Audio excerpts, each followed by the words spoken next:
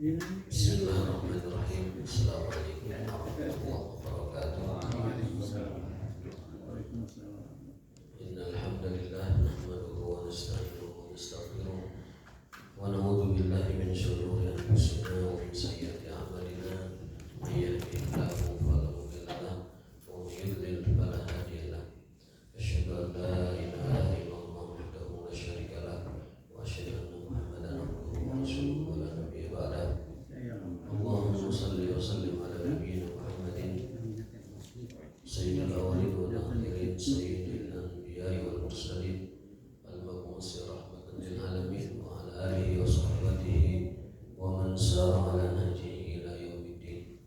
Amma ba'du, Allahumma subhanaka la ilma lana illa ma 'allamtana wa 'allimna ma yanfa'una wa zidna ilman. Nampaknya jamaahnya lagi tipis ya, karena cuaca ini banyak yang tidak fit badannya. Terasa memang perubahan cuaca begitu cepat dan lumayan ekstrim.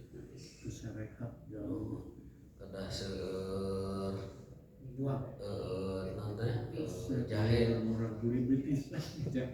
jahe sareng kulo dengkul gitu. Kita sareng panas-panas. Baik, insyaallah hari ini kita akan lanjutkan kajian tafsir kita surat Al-Insyirah atau surat Asy-Syarah kalau dalam bahasa kitab ini, atau dalam nama lain Alam Nashrah. Sering kita baca di surat kita. Suratul Syarah. Syarah itu atau insyirah artinya dada yang lapang. Dada lapang itu adalah sebesar-besar nikmat Allah Subhanahu wa taala kepada manusia adalah apabila diberikan dada yang lapang. Lapang dada. Ada sebuah kisah Nabi SAW dalam suatu majelis pernah mengatakan bahwa sayadkhulu alaina rajulun min ahli jannah, akan masuk kepada kita orang yang akan menjadi penghuni surga.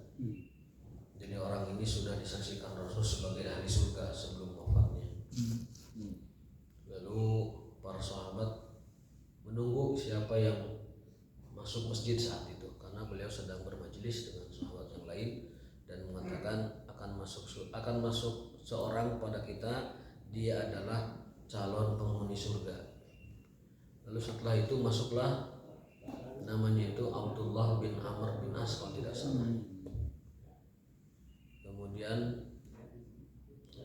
orang tersebut diteliti oleh Ibnu Abbas, ini punya amalan apa orang ini sehingga dijamin oleh Rasul sebagai penghuni surga. Hari pertama dilihat tidak ada yang istimewa. Hari kedua dilihat juga tidak ada yang istimewa. Hari ketiga dimondokkan ke Ibnu Abbas, izin ke rumahnya supaya dapat berinteraksi apa rahasia di balik orang ini disebut sebagai calon ahli surga.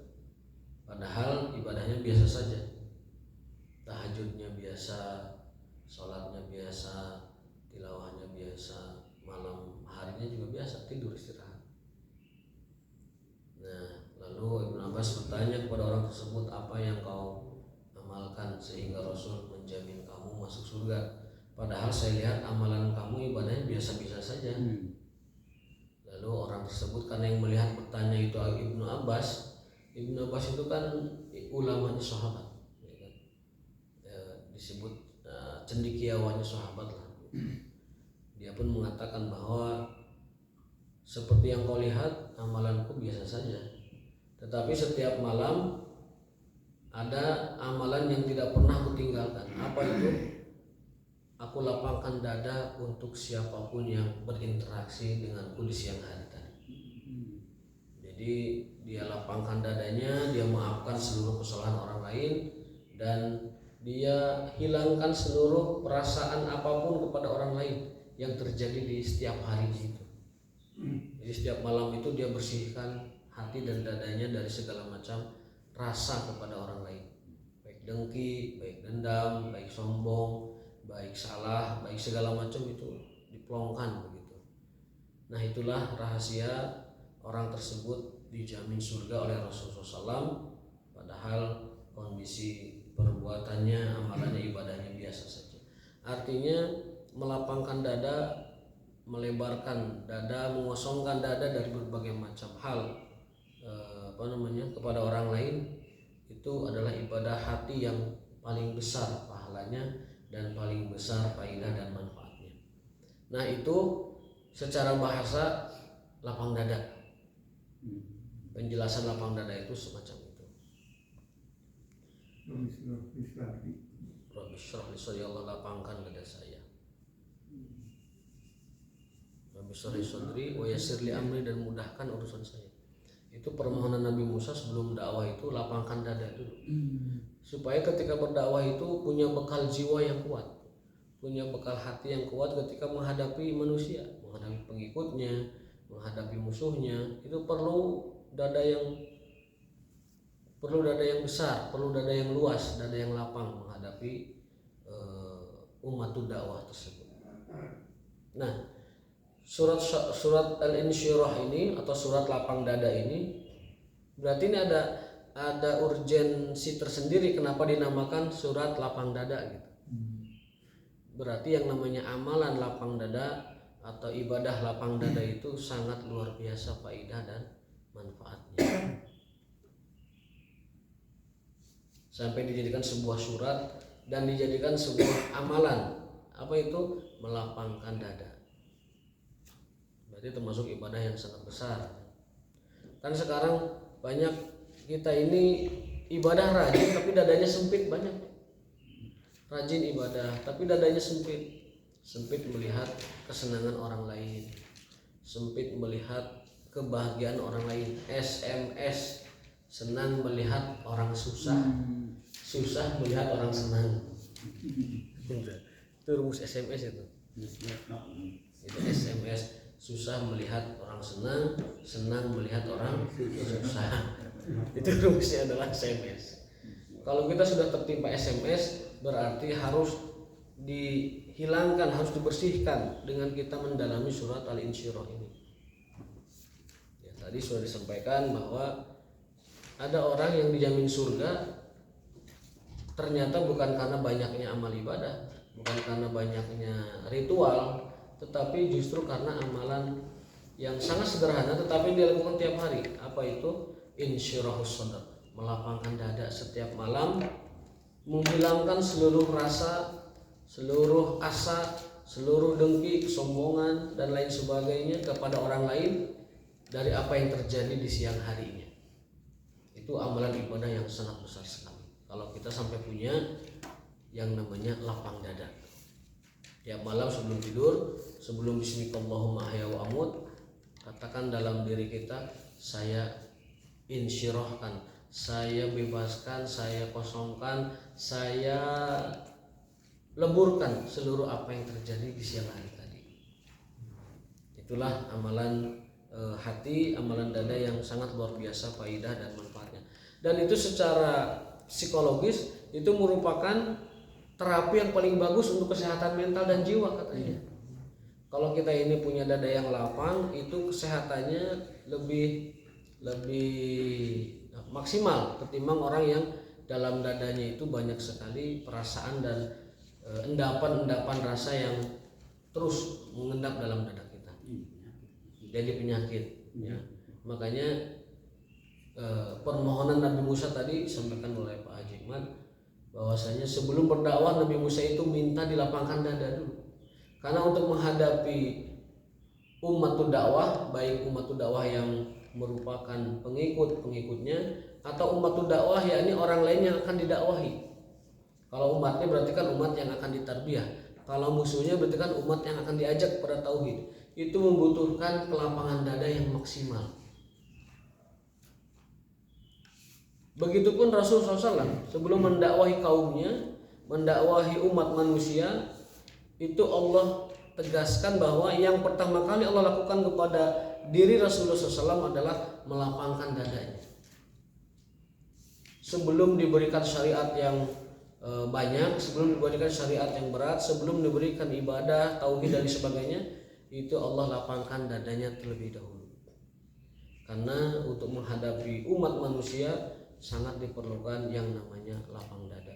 Makanya ibadah lapang dada, ibadah yang paling mendasar, paling utama, dan paling penting dilakukan oleh setiap manusia sebelum dia menginjak kepada ibadah-ibadah yang lain, terutama dakwah ilallah, dakwah kepada Allah Subhanahu wa taala. Jadi dinamakan surat Asy-Syarah, surat lapang dada, karena saking pentingnya kita berupaya untuk senantiasa melapangkan dada kita. Dalam kehidupan sehari-hari, lapang dada sangat diperlukan. Di antara contoh paling minimalnya misalnya kita ini selalu senang ketika melihat orang senang, tidak senang melihat orang kesusahan. Surat ini surat Makkiyah, jumlah ayatnya ada 8. Dinamakan surat Asy-Syarah atau surat Al-Insyirah atau juga surat Al-Nasrah. Dinamakan surat Asy-Syarah karena surat ini menjelaskan tentang lapang dada, syarhus sadri. Min afdolin ni'ami, seafdol-afdol nikmat Allah adalah lapang dada. Afdolun nikmatillah, lapang dada. Walidzalika bada Allahu bidzikriha. Maka dari itu Allah memulai surat ini dengan pernyataan itu. Alam nashrah laka sadrak. Sebelum Rasul diperintahkan untuk berdakwah, sebelum Nabi Muhammad SAW diperintahkan untuk membimbing, selain mendakwahkan Islam, membimbing umat manusia kepada kebenaran dan kepada ma'rifatullah, itu yang pertama kali Allah lakukan kepada Rasulnya adalah melapangkan dadanya terlebih dahulu. Makanya tema atau taufik utama dari surat Asy-Syarah adalah ni'amullahi azza wa jalla ala Nabi SAW. Nikmat-nikmat Allah yang berikan kepada Nabi Muhammad. Dan paling pertamanya adalah insyirahus sadr atau syarh sadri, dada yang lapang. Adapun faidah dan hikmah dari surat ini adalah yang pertama, afdalu ni'matin ya'ishu bihal 'abdu fid dunya ba'dal iman hiya insyirahus sadr. Seafdol-afdolnya nikmat yang Allah berikan kepada manusia setelah keimanan adalah kelapangan dada, kelapangan hati, kebesaran jiwa. Orang kalau sudah berjiwa besar, maka karakter-karakter unggul yang mulia itu akan muncul. Orang kalau sudah punya jiwa besar, dada yang lapang, itu karakter unggul yang utama itu akan muncul. Rendah hati, memaafkan, tidak emosi, tidak marah, tidak gerasa gerusu, tidak tudah tuduh, tidak cepat memvonis, tidak cepat menyesatkan, tidak cepat membid'ahkan, juga tidak cepat untuk menyatakan orang itu salah. Orang kalau punya kebesaran jiwa, punya dada yang lapang, itu tidak akan melakukan hal semacam itu. Saya sebut tawadu itu. Tawadu, betul, tawadu. Dan Rasul bersabda, man tawadhu'a lillahi rafa'ahu. Barang siapa yang tawadu karena Allah, maka Allah akan angkat derajatnya. 3 hal yang pernah Rasul bersumpah. Jadi Rasul itu pernah bersumpah dengan 3 hal. Yang pertama adalah barang siapa yang bersedekah itu pasti akan bertambah hartanya. Itu sumpah Rasul. A'idukun bisalas. Aku bersumpah kepada kalian dengan 3 hal. Itu yang pertama adalah yang sedekah itu pasti akan bertambah. Yang kedua, yang tawadu akan Allah angkat derajatnya. Itu sumpah Rasul. Orang tawadu akan diangkat. Nah sekarang ini masalahnya banyak orang tawadu, merendah diri tapi untuk meninggi. Ada sekarang orang tuh merendah diri, nge-DP gitu, nge-hep, tapi agar orang tuh mengangkat dia gitu. Ini justru orang yang bahaya itu seperti ini. Ya. Menunduk tapi untuk meninggi, ini bahaya. Orang munafik seperti itu. Tapi orang tawadu yang betul-betul tawadu karena Allah, bahwasanya saya adalah hamba Allah yang lemah, saya adalah hamba Allah yang fakir, saya adalah hamba Allah yang jahil, yang bodoh, hamba Allah yang penuh dosa, hamba Allah yang tawadu kepada Allah. Itu di hadapan manusia pasti kelihatan tawadunya, dan cahaya tawadunya pasti kerasa. Ini orang tawadu karena Allah. Tapi orang kalau tawadu merendahnya karena untuk karisma dan kewibawaan dia akan berbeda. Ini orang tawadu untuk meninggi, beda, merendah-rendahkan diri, tapi sebenarnya dia untuk dipandang. Ini berbahaya. Yang dimaksud di sini adalah ketawaduan karena Allah SWT. Itu janji yang kedua. Janji yang ketiga adalah Rasul berjanji yang ketiga, barang siapa yang suka minta-minta pasti akan miskin terus. Itu sumpah Rasul SAW. Makanya tidak akan pernah kaya orang yang selalu meminta. Meskipun dia mungkin pada hakikat nyata kasatnya mungkin banyak, tapi sebenarnya dia akan tetap fakir, tetap miskin. Kecuali mintanya karena terpaksa, beda. Dalam Islam itu hukum meminta itu haram, meminta-minta itu haram. Makanya Majelis Ulama di beberapa wilayah sudah mengharamkan kita ngasih para peminta-minta, karena bukan bagian dari syariat Islam. Kondisi yang membolehkan meminta itu kondisi darurat, misalkan cacat, ya, misalkan dia kalau nggak minta mati, nah itu baru. Tapi sekarang enggak, jadi pencaharian bahkan lebih kaya dari yang ngasihnya. Gitu. Yang ngasihnya itu lebih miskin dari yang dikasih. Gitu. Itu kan kenyataannya demikian, sesuai dengan investigasi yang dilakukan banyak orang. Nah, jadi insyirahus sadr, lapang dada, itu ibadah yang sangat mulia dan sebesar-besar nikmat Allah setelah keimanan. Makanya sampai Allah secara khusus menamakan satu suratnya dengan surat Alam Nashrah, surat Insyirah, surat Syarhus Sadr, artinya surat lapang dada.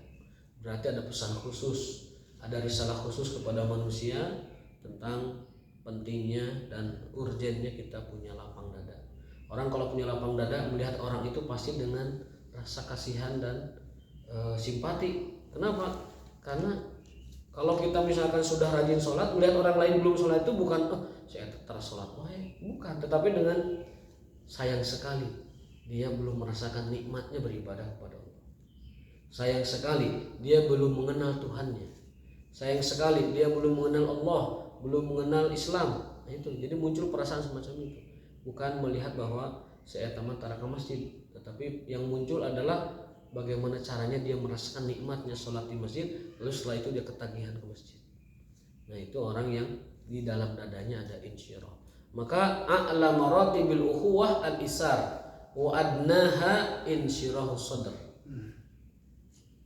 Ukhuwah itu kan punya level-levelnya. Ukhuwah Islamiyah, persaudaraan sesama muslim, itu ada levelnya. Yang paling tinggi ukhuwah itu adalah sikap itsar, mendahulukan orang lain dalam urusan duniawi. Itu ukhuwah yang paling tinggi itu. Mendahulukan orang lain. Mangga Anda duluan, silakan Anda duluan. Itu ukhuwah yang paling tinggi dalam urusan duniawi. Urusan akhirat nggak boleh isar. Mau wudu, mangga. Mau jamaah sholat ke depan, silakan. Enggak, urusan akhirat enggak ada isar. Urusan akhirat konteksnya adalah fastabiqul khairat, berlomba-lombalah dalam kebaikan. Tapi urusan dunia isar, silakan Anda dulu. Nah, serendah-rendahnya ukhuwah itu adalah syarahatus sadr, lapang dada. Itu ukhuwah yang paling rendah, lapang dada. Artinya paling dasar, paling penting, ya, paling pondasi ketika orang itu mau menjalankan ukhuwah Islamiyah, punya lapang dada dulu. Ini bagaimana para tokoh, para kiai, para alim ulama, para ustadz, para ajengan menyerukan ukhuwah Islamiyah, sementara dalam dada mereka, dalam hati mereka belum punya insyirahus sadr. Gimana mau bersatu? Gimana mau berada dalam satu kalimah, dalam satu ukhuwah Islamiyah? Mustahil selama tidak ada insyirahus sadr. Penting sekali kita punya insyirahus sadr, sehingga ketika melihat orang yang beda, kalau dengan lapang dada akan berbeda cara memperlakukannya.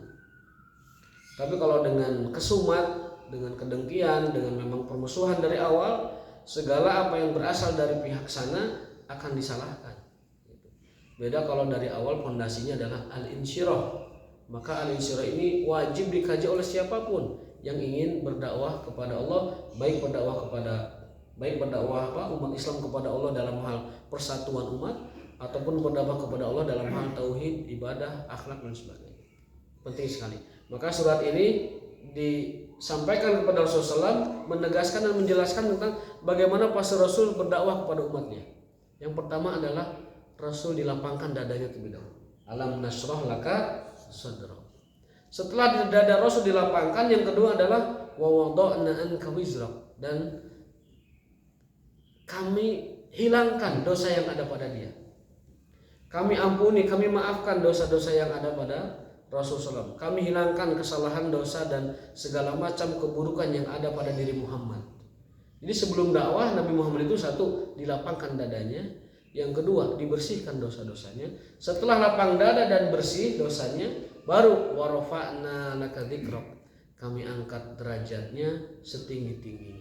Sehingga Nabi Muhammad itu tidak akan disebut kecuali dengan Allah Subhanahu wa taala. Apa? Rasulullah. Disebutkan senantiasa namanya dengan nama Allah. Digandengkan. Setelah orang syahadat asyhadu illallah, asyhadu anna Muhammad Rasulullah. Dalam sholat juga menyebut Allah, menyebut Rasulullah. Menyebut kalimat tauhid, menyebut juga kalimat tauhidur risalah. Ada tauhidul ilah, ada tauhidur risalah. Tauhidur rabb, tauhidur risalah. Selalu. Sehingga warfa'na laka dzikrak, dan kami angkat derajat dan namamu di sisi Tuhanmu Allah dan di sisi manusia.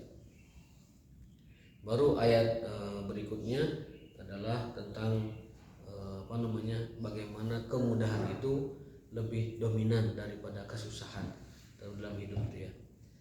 Itu yang pertama, bahwa afdalu nikmah ya'ishu bihal abdu fid dunya ba'dal iman hiya insyirus sadr. Seafdal-afdalnya nikmat bagi seorang hamba setelah keimanan adalah lapang dada. Wa dzalika li'anna sahibaha la yahzan 'ala syai'in fatahu.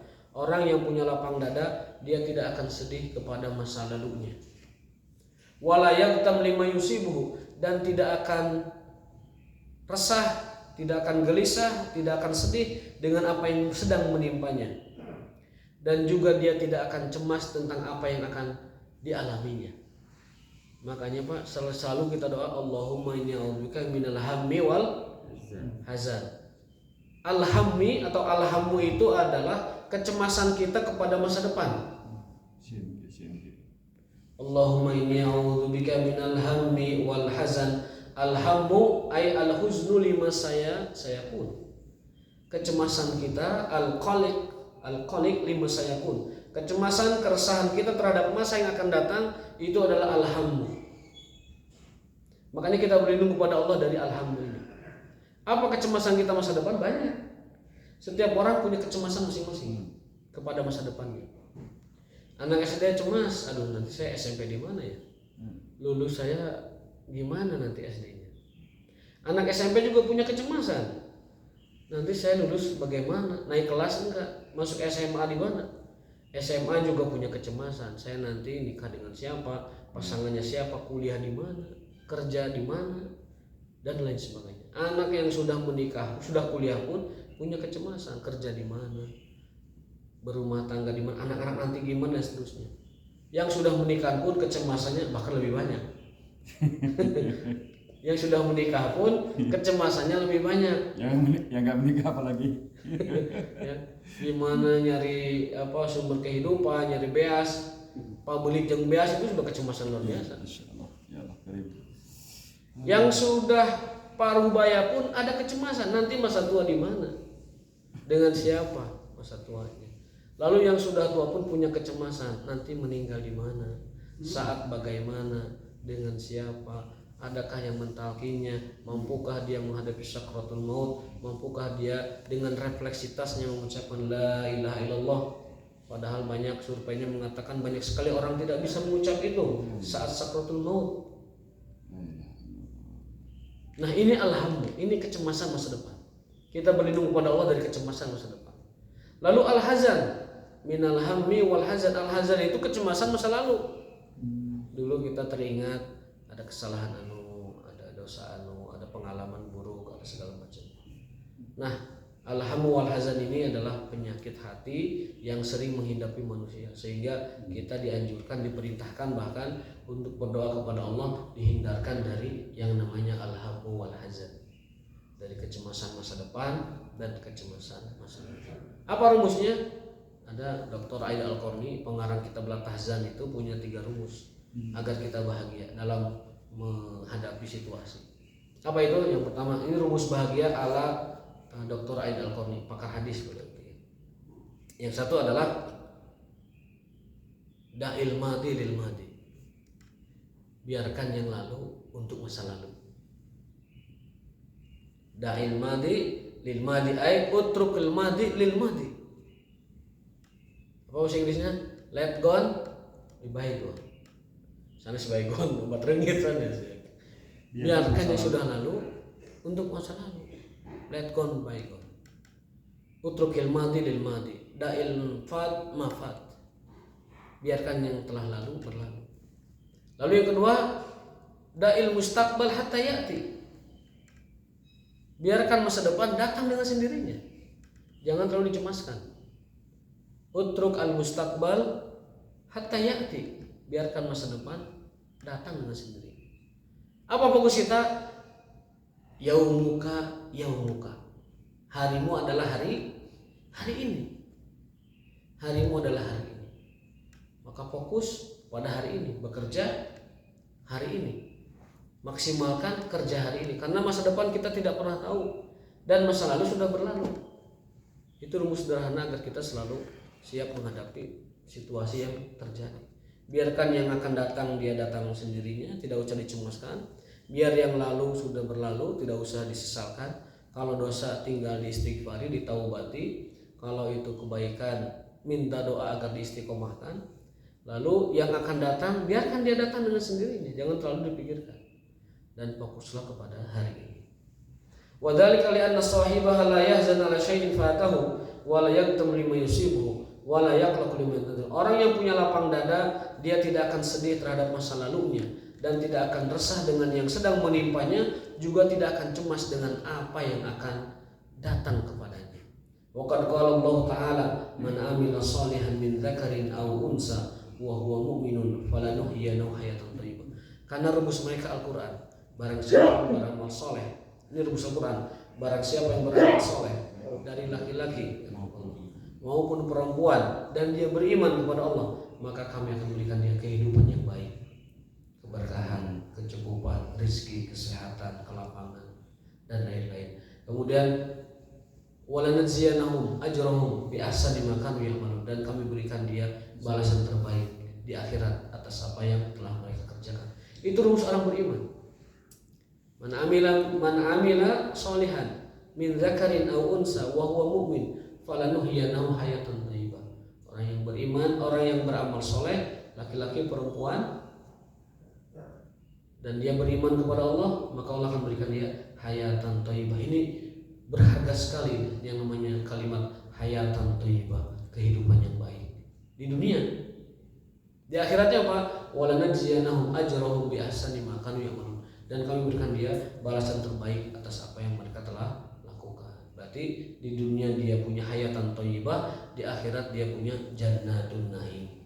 Itu bagi orang yang punya lapang dada, orang yang mau beramal soleh dan beriman kepada Allah. Jadi saya ulangi, faedah yang pertama, lapang dada adalah nikmat terbesar setelah keimanan.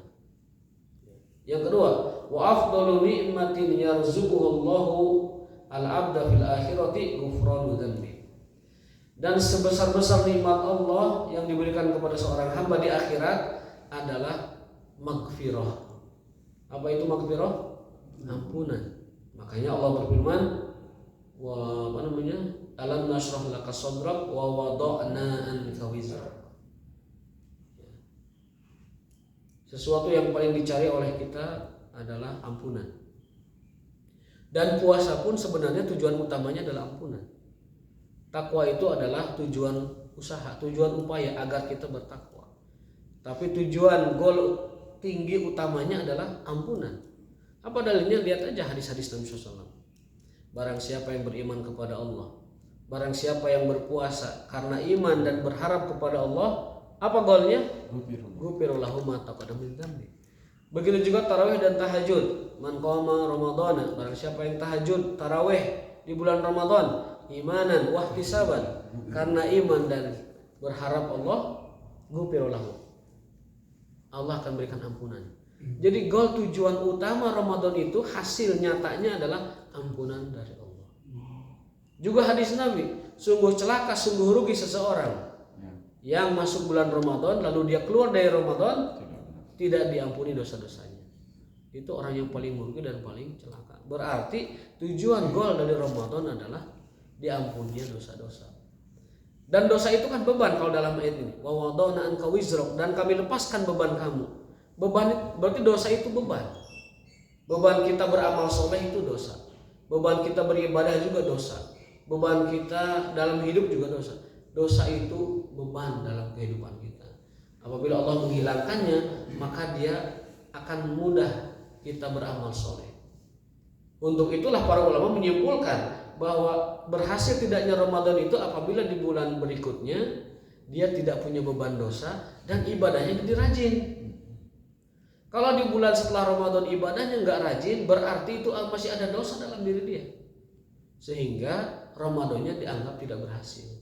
Dengan ayat ini para ulama menyimpulkan bahwa keberhasilan Ramadan itu adalah ampunan Allah, dan tanda orang diampuni Allah itu apabila beban hidupnya diringankan. Apa itu beban hidup? Dosa.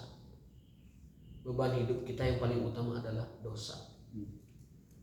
Harus jadi alam bawah sadar kita, beban terbesar hidup kita adalah dosa, bukan yang lain-lain. Kalau musibah mah ada solusinya. Kalau kesulitan ada solusinya. Tapi kalau dosa, kalau tidak diampuni karena kita tidak mengusahakan ampunan, maka itu berat bagi kita. Yang ketiga, adz-dzunubu sababul hammi wal ghammi wal huzni wan nakad. Dosa adalah penyebab keresahan, kegundahan, kesedihan, dan juga penyesalan. Jadi sumber segala sesuatu yang merusak diri kita itu adalah dosa. Al-hammu, kegundahan, penyebabnya dosa.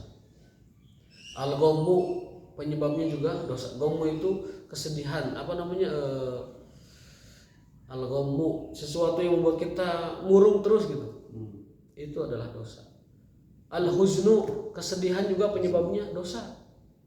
An-nakad, penyebabnya juga dosa. Jadi kalau kita sekarang ini merasa tidak enak terus, merasa tidak plong terus, merasa ada sesuatu yang membebani hidup kita ini, merasa nggak enak terus, itu penyebabnya adalah dosa. Makanya solusinya adalah istighfar. Istighfar. Solusi kehidupan kita semuanya adalah istighfar.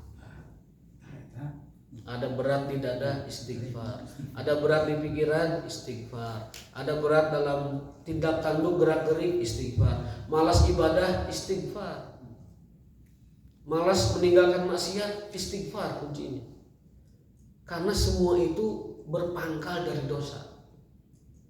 Apa kaidahnya? Al-imanu yazid wa yanqus, kan begitu kemarin. Orang kalau kita tidak ada dosa, iman itu akan yazid terus. Yazid. Kalau kita sedikitlah dosanya atau nggak ada dosa, iman akan yazid terus. Tapi kalau kita dosanya banyak atau ada dosanya, itu yankus terus sampai asfala safilin. Makanya faidah yang ketiga dari surat Al-Insyirah ini adalah bahwa penyebab segala sesuatu dalam diri kita yang tidak bagus-bagus itu adalah dosa. Kesedihan, kegamangan, keraguan, kemudian tadi apalagi keresahan, kegundahan, kesedihan, dan juga nakad, penyesalan dalam diri, semuanya adalah berpangkal dari dosa. Maka itulah penting sekali Allah menjelaskan bahwa wa wada'na anka wizrak, dan kami hilangkan beban dosa pada dirimu hai Muhammad. Sebelum Nabi menyampaikan risalahnya. Jadi beliau itu di bahasa kita mah dikondisikan dulu sampai satu punya insyirah, punya kelapangan dada. Yang kedua tidak punya beban dosa, baru itu dakwahnya pasti gaspol, pasti itu. pasti maksimal. Orang kalau sudah dosanya hilang, bebannya nggak ada punya beban apa-apa, yang kedua dadanya lapang, itu dakwah pasti gaspol. Tidak ada yang menghambat dia. Tapi kalau kita banyak dosanya, apalagi hatinya sempit, nya dakwah teh nguk-ngukan Pak pasti. Nguk-ngukan. Ki terang nguk-ngukan ki. Suaya-suaya jadinya. Suaya-suaya nggak bisa maksimal. Mau maju, aduh, bolot ku dosa. Laisa suratan. Laisa syari'an. Mau maju ingat dosa. Jadi kita beban dosa itu makanya seperti apa nyangkret gitu. Nyangkret. Maju. Nggak bisa kita bergerak bebas.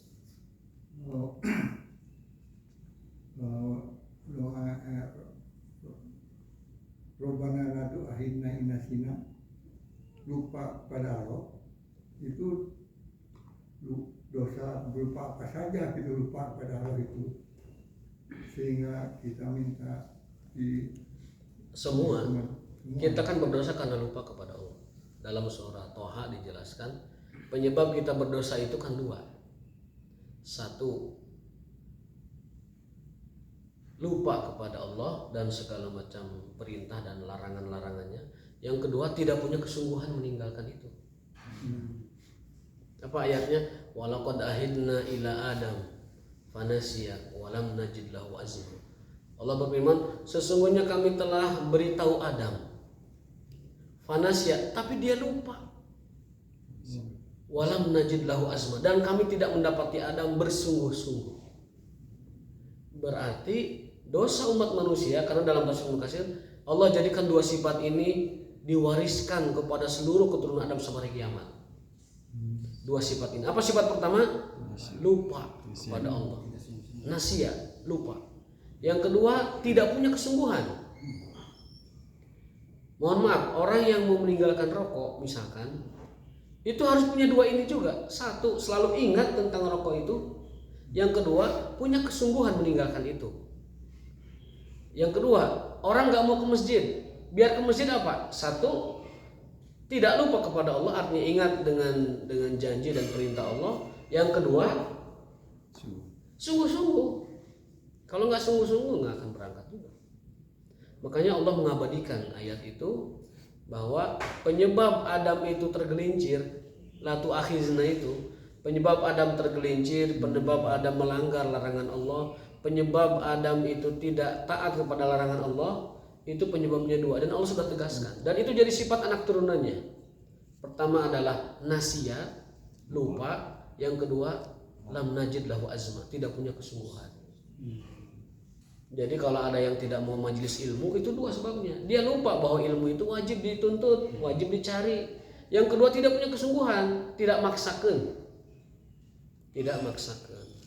Tidak mau berjamaah juga dua sebabnya ini. Satu, tidak ingat kepada perintah Allah, lalu dia lupa lalu dia tidak sungguh-sungguh, dan lain seterusnya. Meninggalkan maksiat juga sama. Jadi kalau ada orang, aduh saya belum bisa nih ninggalin ini, itu karena nggak punya kesungguhan. Bukan karena bagaimana belum punya kesungguhan. Anak sekolah kalau nggak punya kesungguhan, Pak, itu diberi apapun fasilitas tetap dia mengendong karena tidak punya kesungguhan. Dia lupa bahwa sekolah itu harus lulus dan dia tidak punya kesungguhan belajar sehingga dia tidak lulus. Itu sederhananya demikian. Sehingga doa la tu'akhidna itu harus dikaitkan dengan ayat yang lain, ayat yang tadi bahwa walaqad ahidna ila Adam, dan kami telah beritahu Adam, telah peringatkan Adam, tapi Adamnya nasia, lupa. Walam najid lahu azma, dan dia tidak punya kesungguhan. Karena lupa dan tidak sungguh-sungguh meninggalkan larangan Allah, jatuhlah dia ke dalam maksiat, yakni mendekati pohon larangan.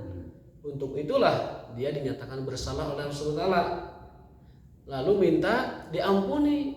Rabbana la tu'akhidna in nasina aw akhtana.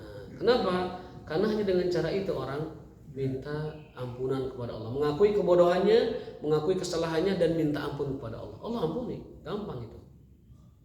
Asal mau beristighfar. Jadi kunci segala macam hal itu adalah di istighfar. Larangan itu apa sih? Kalau bahasa Qur'annya sajaratul khuldi. Di surat Al-Baqarah disebut sajaratul khuldi. Ada yang mengartikan sajaratul khuldi itu namanya, Ada yang mengatakan Syajaratul Khuldi itu adalah sebutan iblis kepada pohon itu, pohon keabadian. Tetapi kalau kita lihat teks zahir atau lahiriah ayat itu tidak disebutkan namanya. Hanya syajarah saja. Ala antaqroba hadhihi syajarah. Tidak disebutkan apa syajarah-syajarah. Syajarah adalah pohon. Adalah pohon. Tidak dinamai, tidak disebutkan pohon apa. Wallahu alam, saya juga tidak tahu pohonnya pohon apa. Tetapi penyebutan di ayat lain ada penyebutan Syajaratul Khuldi. Ya, pohon keabadian. Karena iblis mengatakan begitu, Adam, kalau kamu kenapa Tuhanmu melarang kamu mendekatin itu? Karena pohon itu Syajaratul Khuldi wa mulkin la yabla. Kalau kamu dekati pohon itu, kamu akan khuldin la yabla, kamu tidak akan binasa dan musnah. Gitu. Jadi Adam dibujuk iblis supaya mendekati pohon itu karena pohon itu pohon keabadian. Kalau kamu dekati pohon itu la yabla, kamu tidak akan yabla, tidak akan musnah, tidak akan sirna, tidak akan hilang. Gitu. Nah, Adam terpesona, tergoda dengan itu, dia lupa kepada peringatan Allah, larangan Allah, dan dia tidak punya kesungguhan melawan godaan iblis itu, maka jatuhlah Adam kepada maksiat tersebut. Bentar, ada yang berkata pesimis lah. Ada mau kau goda aja nak iblis lah, kom urang aja nak, orang mah aja nak. Yang penting mah orang masa nggak tobat aja nak. Maksiat ada. Ya, ada kaidah itu tidak ada dosa kecil kalau dengan tekad. Dosa kecil kalau dilakukan dengan tekad, dengan niat, itu jadi dosa besar. Jadi besar. Jadi besar. Dan tidak ada dosa besar kecuali kalau diistighfari jadi kecil. Jadi kaidahnya la kabirata ma'al istighfar wala saghirata ma'al israr. Tidak ada dosa kecil kalau dia dilakukan dengan tekad, maka dia akan jadi besar. Dan tidak ada dosa besar kalau dia diistighfari jadi kecil. Nah, Adam ini tidak punya tekad untuk berdosa, tidak punya. Niat juga nggak punya. Tapi kalau tadi mah kan punya niat. Adam wage terperosok, apalagi saya. Itu sudah punya niat. Bisa jatuh kepada dosa besar. Karena dia menganggapnya itu dosa kecil. Bisa besar jadinya. Kalau Adam itu kan enggak. Adam itu cuma tidak sungguh-sungguh saja menghindari itu gitu. Dia tergoda dengan termakan oleh ucapan iblis, lalu tertarik dengan pesona bahasa iblis karena itu pohon keabadian. Kemudian dia tidak sungguh-sungguh. Beda orang tidak sungguh-sungguh dengan orang punya niat berdosa. Adam sama sekali tidak punya niat dosa. Adam hanya tidak kuat ataupun tidak punya kesungguhan untuk menghindari ataupun menjauhi ajakan si iblis terlaknat itu. La'anallah ya. Ma dzukira smullahi illa wa ma dzikra rasulih. Yang keempat faedahnya adalah bahwa jika nama Allah disebut, maka nama Rasul pun disebut. Itu tafsir dari wa rafa'na laka dzikrak. Satu lagi deh. Rafa Allah dzikrahu hatta ma'al kufar wa hadhihi ba'du maqalatihim. Bahkan orang-orang kafir pun meninggikan nama dan derajat Nabi SAW. Itu sunnatullah. Fitrah mereka tidak bisa dibohongi. Adahu ahaduhumul awal fi udhama'il alam. Bahkan kita saksikan ada buku 100 orang paling berpengaruh di dunia. Ya, Michael Hart itu. Michael Hart punya buku 100 orang paling berpengaruh di dunia. 100 orang terhebat di dunia. Yang pertamanya adalah Muhammad SAW. Itu fitrah. Mereka tidak bisa membantah itu. Ya, yang kedua, ya taqidu ahadum anna sallallahu al-wahid alladhi yastati' ala musyrik alam. Semua orang timur dan barat, semua orientalis, semua musuh Islam mengakui hanya Muhammad yang pernah berhasil menyelesaikan seluruh permasalahan dunia. Permasalahan alam semesta di zamannya hanya Rasulullah SAW. Lalu setelah Islam berkembang, bercampur sana sini, mazhab sana sini, firqah sana sini, akidah sana sini. Nah inilah perpecahan ini membuat kita lemah. Terutama perpecahan dalam akidah, perpecahan dalam tauhid. Fikih masih bisa dikompromikan, tapi tauhid akidah berpisahnya cukup jauh. Yang satu ke sana, yang satu ke sini. Wallahu musta'an. Nah itulah. Jadi yang kelima ini tafsirnya adalah bahwa Allah telah meninggikan derajat Nabi kita Nabi Muhammad, bahkan di lisan orang-orang kafir sekalipun Nabi Muhammad adalah orang yang mulia, yang tinggi, dan itu fakta menunjukkan hal semacam itu. Wallahu ta'ala bisawab wa taufiqun illa billah. Subhanakallahumma wa bihamdika asyhadu an la ilaha illa anta astaghfiruka wa atubu ilaik. Wassalamualaikum warahmatullahi wabarakatuh.